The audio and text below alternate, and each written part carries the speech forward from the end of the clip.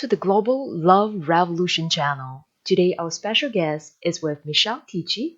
Our conversation is about revolutionize education for a better future.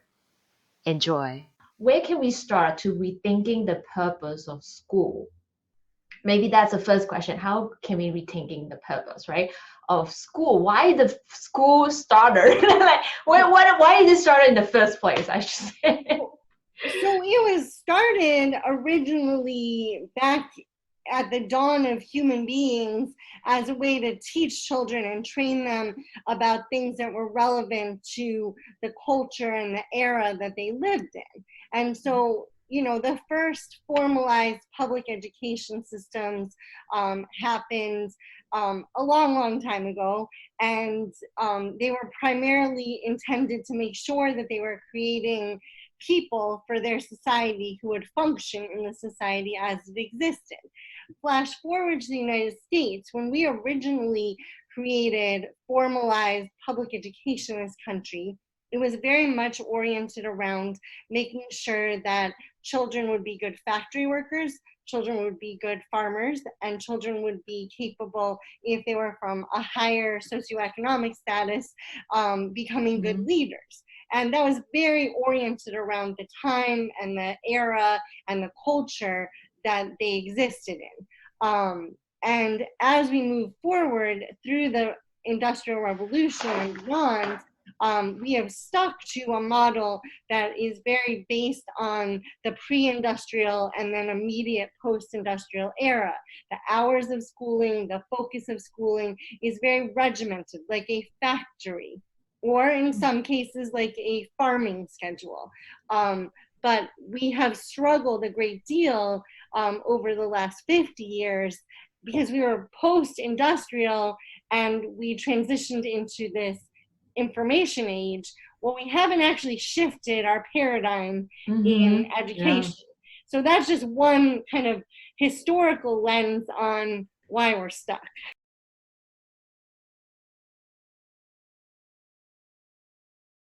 Michelle, why are you so passionate about in this area about education, and you know so much more than anyone else that I know out there. Can you just lead us a little bit, telling about your personal journey? So my journey actually starts back when I was about 12 or 13 years old.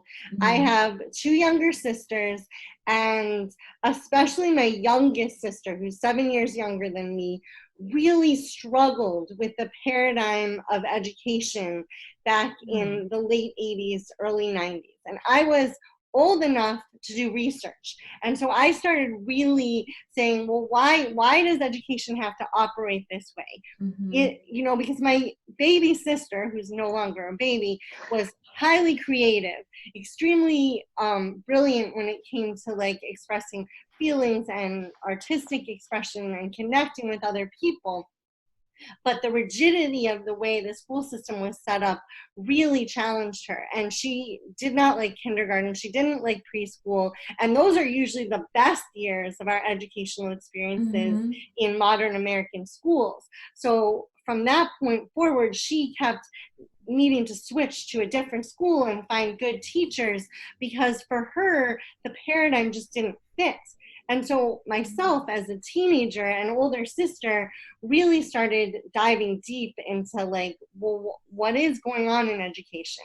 And why the heck are we still using educational models from, 200 years ago?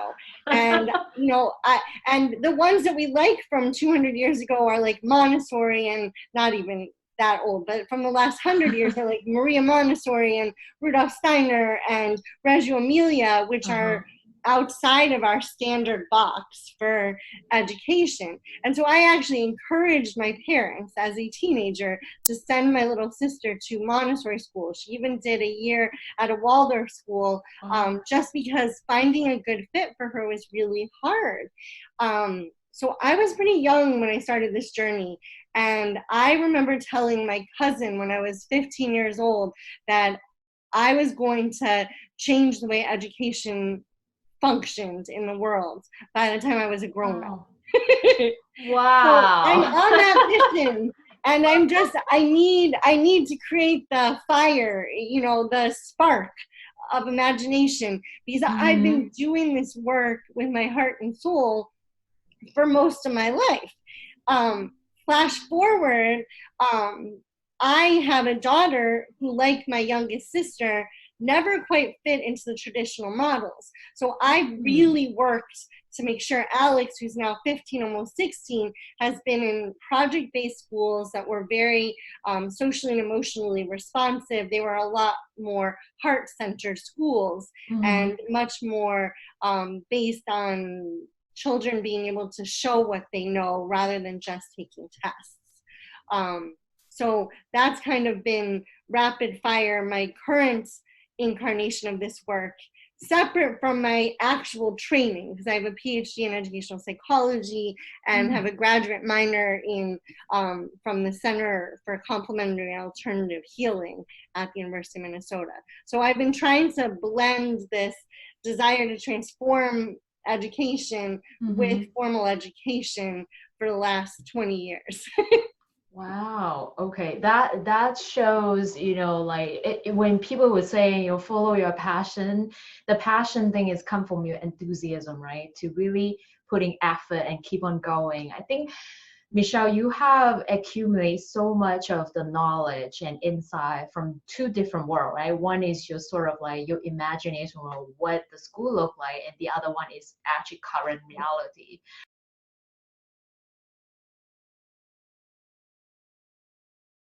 So perhaps you can share with us, I'm sure you already have something planned out.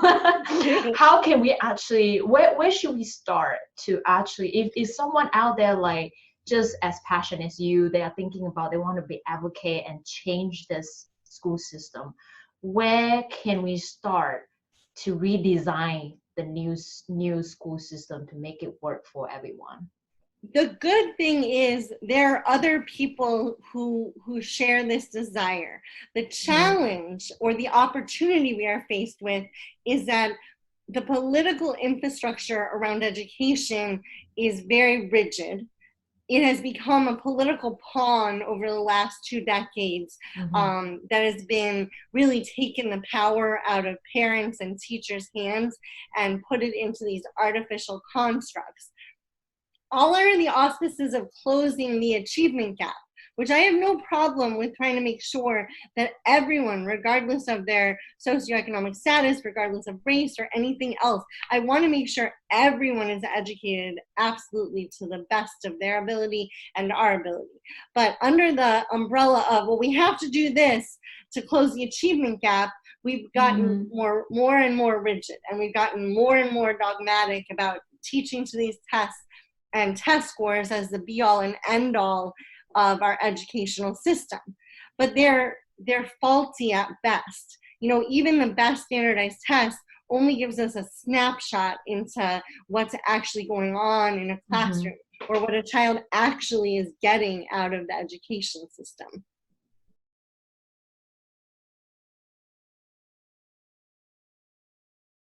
Mm. So So, what are the questions that you think we all should ask, right? If we want to imagine a new school they would want to create, and what are the questions you think we have to ask? So I think this is something that we have to get a consensus from everyone, yes. right? It's not just a one person thing. I think it has to come together. Like you say, in order to rebuild the Mhm. infrastructure that really fit in to what is coming, the Yes. next education. Yes. So I would start with the question of the very most essential question about education. What is the purpose of education for Mm. children from preschool through high school?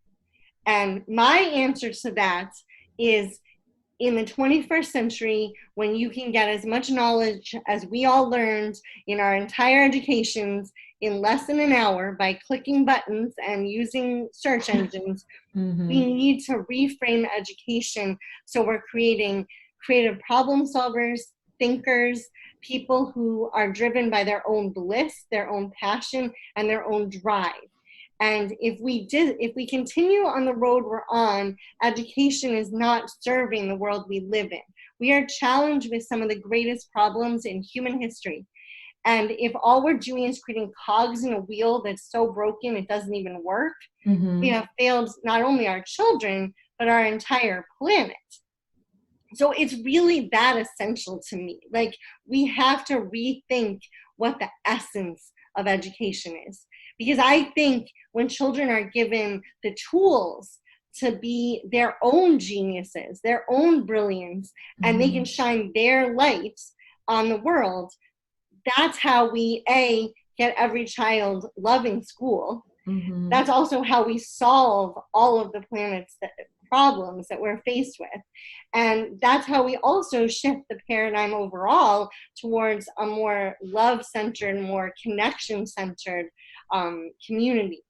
And that's not a small task, right? But it's actually fairly simple. We have successful models of schools like this. They don't tend to be in the public sector as much. If we look at the schools that many of the wealthy have sent their children to for generations, they're a lot more heart-centered. They're much more oriented around those kids finding their own bliss and following their own passions. It's just that we haven't adopted those practices into public education. You know, if you're wealthy, you can find the perfect school for your child even right now. There are amazing schools that do yoga every day. They teach the children to meditate. They are doing passion-filled projects starting when they're in elementary school. But if you are a poor person living in a school district that has poor resources, you'll be lucky if your child gets anything more than worksheets and teaching to a test. And that's the whole challenge. We have to realize that we have the knowledge. We just have to allow it to be part of the public conversation and not just something that elite have access to.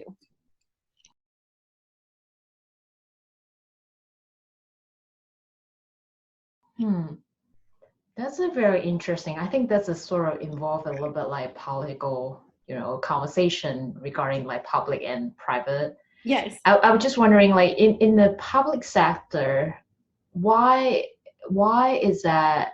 Is that because of not enough resource to actually fund those projects that is possibly to adopt the model, like from the private into the public, or is it because it's just people want to, like maybe they just want to standardize every model and fit into the public sector? Which one is it, or both? I think it's a little bit of both. Both. So, Okay. so moving, now I live in Florida. The last 2 years before this, we lived in California.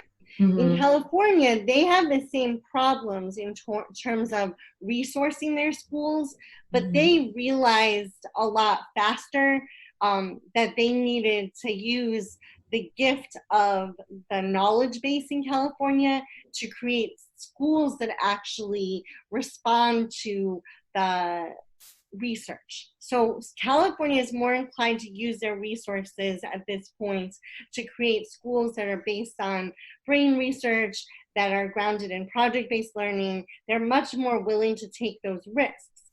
Florida has very under-resourced schools, and that's, we could have a whole separate conversation about educational economics. But part of that is that historically it was considered a retirement area, and so they are very far behind in getting adequate funding for their public schools. And because of that, there's only some specific counties in the whole state of Florida that have put education at the forefront of their conversations, even as they're developing faster than almost any other state in the country. Yeah.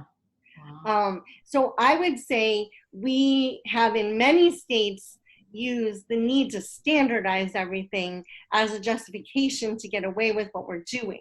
In some states and local municipalities, we have the additional problem of extremely underfunded schools. And so we need to, in the areas with underfunding, we clearly need to fix that.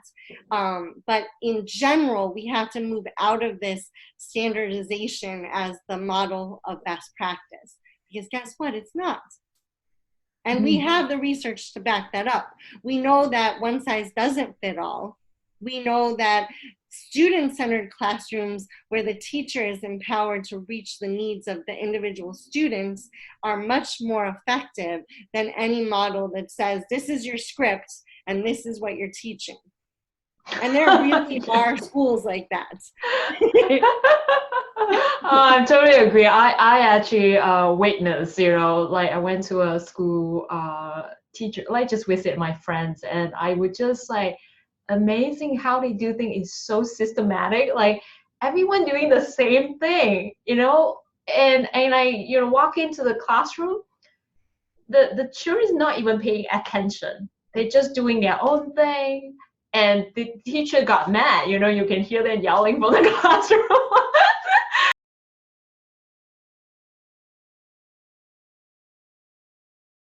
I just think that this is something it's interesting. It's also I think there's something also lead to when we're talking about system. Mm-hmm. It also leads to talking about the human behavior, like the teacher, Yeah. right? They are so used to the old same way of doing things. When you tell them the new things, you imply like something new is coming. Mm-hmm. They just very resistant to change.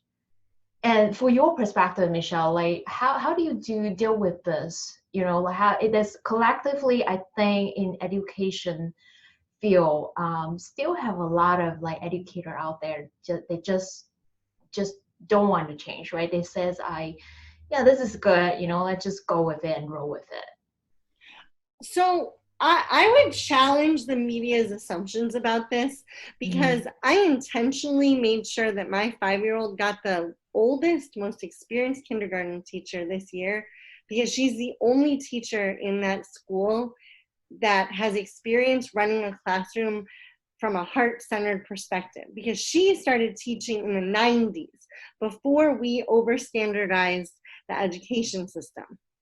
And she actually knows what it looks like and feels like to run a classroom for 5-year-olds who are busy and they're active and they're all over the place. And she creates very personal relationships with every child in that classroom. And she's gone through all the ups and downs of the last 20 years with No Child Left Behind and Obama's Race to the Top and rolling into Common Core. But at the end of the day, she knows how to be a good teacher. And I think what we're missing is that we underfund teachers. So we do not pay them well enough in this country, which is actually very different than the overall economics of our schools.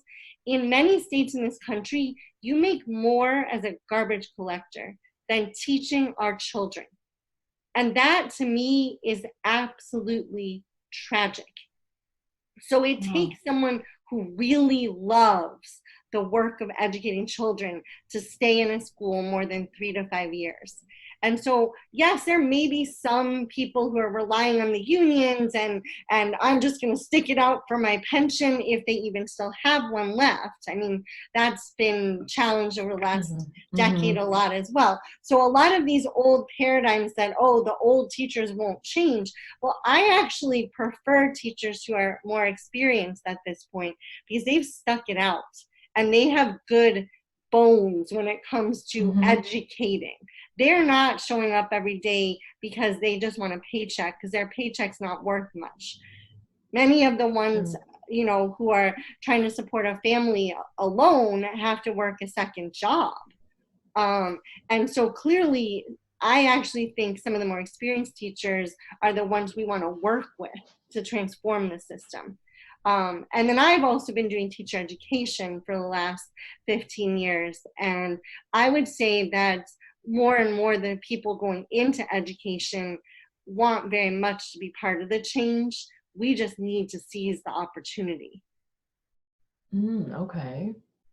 Wow, that's a very interesting perspective. I never thought about that. I just always, I think because I'm not in the field, Yeah. from the outside perspective, we just read from different research or media to talk about, yeah, they want to change, but it's difficult, but it's no one support. But the fact is, there's so many underlying, right? Like we just haven't know, like the truth is all kind of hidden somewhere. Yeah. But thank you for sharing that, Michelle.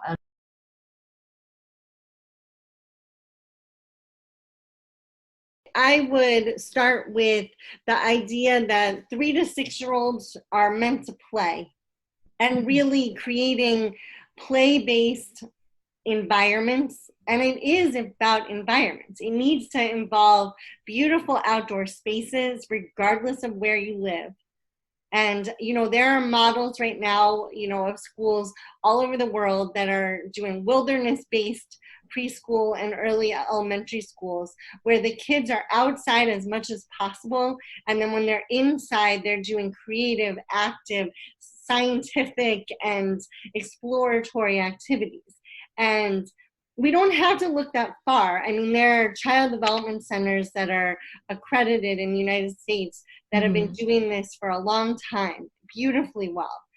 It's just not in most of our public models. So Head Start, which is designed specifically for children living in poverty, actually did a great job with this from the late 1960s when it was founded until the 1998 welfare reform. And then they had academic standards pushed down into 3 to 5 year old classrooms by Congress. And so now a Head Start classroom doesn't look like all the research told them to have their classrooms look like. And so we can start by just remembering what we already knew. We know that children up until the age of 7 learn best by playing. And there are very clear ways to do that. We create the environment and then give them the opportunity, and the teacher becomes the facilitator and the guide rather than the person who's telling them what to do. Then moving up into like the 7 to 10 year olds, then they're ready for academic learning. And we want to keep that fun, that play energy in it. We want to connect reading and math and science and social studies to their lives, not some artificial textbook, but like, okay, we're going to learn to read, and you each get to pick a subject that you care about. And that's what we're going to learn to read about. And that's how you're going to learn to write. You're going to write about things that you're passionate about, that you care about. And before the age of 8 or 9, children generally are not jaded to the educational process. And if they have this play-based model up until 6 or 7, and then we transition into the more formal academic learning, and we maintain very student-centered models, they'll get excited, and we'll easily be able to support the kids who have actual learning differences or neurodiversities within this realm, because we'll already know that the child loves what they're doing, but they can't do this one piece of it. So let's look at that. Let's help them figure out what's not working for them and get the support people involved so that they can keep learning and growing, because children want to do this. In fact, Sir Ken Robinson, who I'm not often quoting people directly, but Sir Ken Robinson is a British scholar and an amazing guy. He has done an amazing job capturing the fact that children in kindergarten, even in the United States, where we tend to suck this out of them so fast, they believe that they're creative geniuses, and they test like they are creative geniuses. By 3rd grade, that's dropped down to 70%. By 6th or 7th grade, that drops to less than 50%. And by the start of high school, it's less than 10% of students who still believe that they're creatively brilliant and can solve problems. And that's a byproduct of our system. It's not a byproduct of children. So that, like, Sir Ken Robinson did such a great job encapsulating the outcome of this system that's so very broken, because kids come to us curious and creative and inspired by life.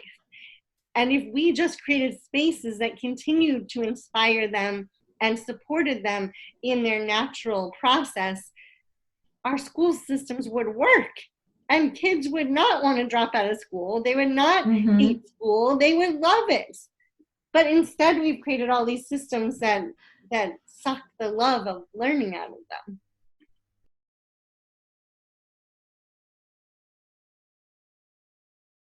Common now is because all of the era that research is on are kids who grew up, at least in the US, in the Mm-hmm. No Child Left Behind era, where they switched from teachers having some autonomy in their classrooms, principals having control over their building, and having schools that met the needs of the children they had, to an era where everything was oriented around standardized tests.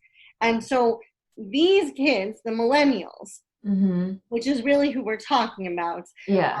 were raised in an era where they thought the point of education was getting the right answer on the test. And they were never given the opportunity to connect with their own passions, their own bliss, their own drive.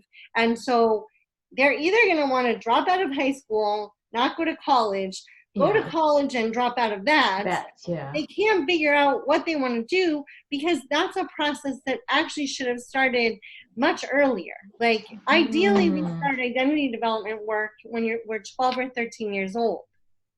Like that's the whole point of adolescence. It's supposed to be trying on different roles, figuring out who you are. We start with group identity and then we move into individual identity by our late adolescence, early 20s.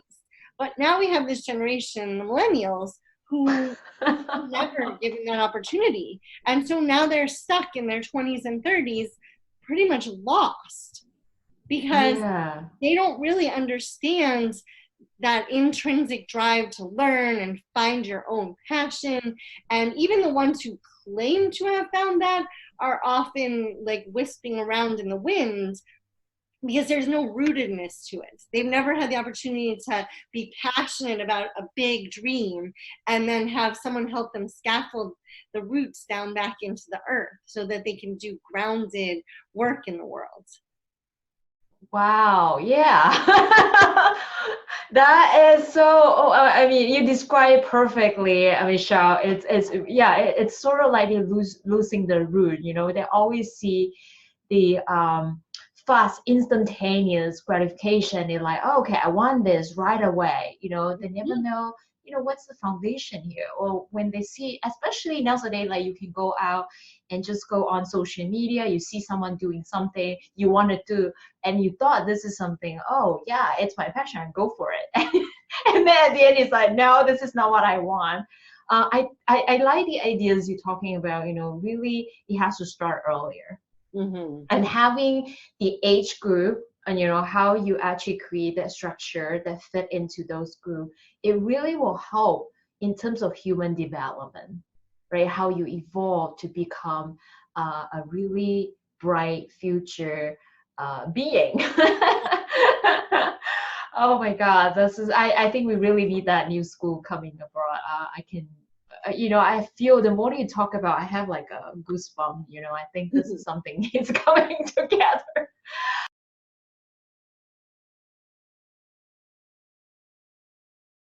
So Michelle, tell, you know, what are the things that you do, like maybe what kind of um, maybe support that you think we needed in order for this to form? It seems like it's going to involve a lot of different parties, right? It's not just about the teachers, but what are the, you know, maybe support group you think it should come in to create this new structure for the Well, future? one of our biggest obstacles in reality is often the Mm-hmm. parents. And so Ah. we need to get parental buy-in. And this has been something I've been really working towards over the last decade, is Mm-hmm. how do I help shift the conversation that parents are having? Because parents have been sold this false bill that says that if the school you send your child to has high test scores, then it is by definition a good school. The reality is, test scores tell you nothing about the way a Mm. school is operating. And so we actually need to start educating parents and the broader kind of culture. You know, we need to change the media narrative so that the parent narrative can change, so that I can walk into any PTA in the country and explain to them that we have to reclaim schools for the betterment of our children. And right now, that's an uphill battle, even for someone who's as passionate and knowledgeable as I am. Like, I have more parents just stare at me and say, but doesn't it matter more what the test scores are? And don't we have to worry about this and this? And I'm like, no, none of those are constructs of whether or not your Yeah. child is empowered and Mm-hmm. feeling like a lifelong learner. All that tells me is that that school is good at getting those children to fill out bubbles well on the day of the test. That's it. That's all it tells me. Um, and I'm not saying you have to throw out all the tests in the world. There's a purpose for them under certain circumstances, but we cannot have our whole school system operating around that. We also need to decouple education from the test companies, because the test companies have been filtering money into our public education system over the last 2 decades in order to make sure that they follow their curriculums and take their tests. And we need other sources of money. And I'm really happy to say that a lot of the tech industry has seen a need to transform public education. And George Lucas has a foundation called Edutopia that's actually doing multimedia presentations on all kinds of best practices in education. And we need to have Edutopia as our mainstream media, the stuff that George Lucas is putting out there, and not the random one-off story on how teachers unions are ruining our schools or how test scores are dropping. Because what we really need to be looking at is what works and how we make sure that every child in this country gets that. And we need teachers and parents to be able to have access to that information as easily or more easily than they have the mainstream current media Mm-hmm. that often focuses on the problems of the education system and not some of the solutions that we already have. So, Michelle, talk about like the parent. Do you have a suggestion where can where can we start with having a conversation with parents? Should they having like a support group? Should they have maybe a conversation, a discussion in school between the parents and the teacher? So there are, like, even watching something from Edutopia or the documentary Race to Nowhere, Mm-hmm. things that really help start a conversation about. Race to Nowhere is specifically a documentary documenting the problems with our current education system. It came out a while ago now, but it really does a good job challenging the paradigm, and it speaks to parents because it was created by a mother who was very, very, very upset about the way our education system was having her children and her children's peers racing to the top, but they were racing to nowhere because they didn't have a connection with their own drive, their own passion, Mm-hmm. and stuff like that. So getting opportunities to have large conversations around documentaries like that, having conversations about shorter videos from Edutopia, getting teachers and parents more engaged in a more authentic conversation about what feels right for school rather than what the test scores need to be is going to help us shift this conversation very quickly. And we also need to get the politicians, Yeah. whoever they are, talking to us in a real way, because despite our best efforts, we have some pretty lousy people controlling education in this country. Mm-hmm. And if the politicians in Washington, D.C. and at the state level don't actually talk to educators and to parents who know that we need to change things, then we're not going to see the change because they control all the purse strings. One other thing I'll bring up is that clearly there are parents who are already on the same page as Mm-hmm. myself, because we have this huge population of people who are homeschooling, not due to religious beliefs, Yeah. but because they don't believe the school systems will work for their children. And that whole population of homeschooling families need to be brought back to the table, because homeschooling requires some degree of privilege. It's very difficult if you don't have some degree of privilege to homeschool your child. And so we need those folks to understand that they need to be part of the solution and believe that we can shift the paradigm in our education system so that their children can be served by our schools and not just everybody else's child. And I don't think Mm. most of them believe the schools are working for other kids either. They just feel empowered to do what they can for their own children. Yeah, that's so true. I think it's very important to brought back, different perspective from different parents and how they think about it. Because I know a lot of them. I also came across a lot of homeschooling kids. They talk to the parents. They all, even they are homeschooling, but each of them have just a different needs why they do, because some of Mhm. them want to protect their children, but the problem, there's also a challenge, right? We're doing homeschooling, which is your children are not really connected with the social world, which is Yeah. no friends, and some of the challenge they face as well. I think having them to be on the table, having starting this kind of conversation will really help to redesign the school system that will actually fit the new coming generation. Yes. Yeah, I think that's great. Um, so Michelle, I think we'd like to talk to you, continue this conversation forever because there's so many new things that I think happening in the world that I think we're going to leave it right now here. But if someone want to continue this conversation and really get some input about, either if they are educator, they come to you about, how can we do better in school, or even like home education, right, for parents, what can they do actually to really, join in this discussion and maybe being part of it? Where can they find you? And then maybe you can tell us about also what you are up to, and then maybe someone can contribute to that as well. You can find me at drmishtish.com.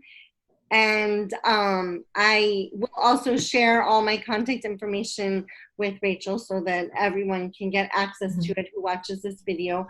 I am currently working on the beginning of a study on best practices and benchmarks in innovating education for our most at-risk students. And that really ties into this conversation very well. I am looking to do this nationally in the United States, and then eventually I would like to go international with it. I'm really interested in who's taking the risks in public education and doing what's right for the kids and not following the status quo. Thank you so much for watching, and I hope you enjoy it, and I will see you next time. Take care.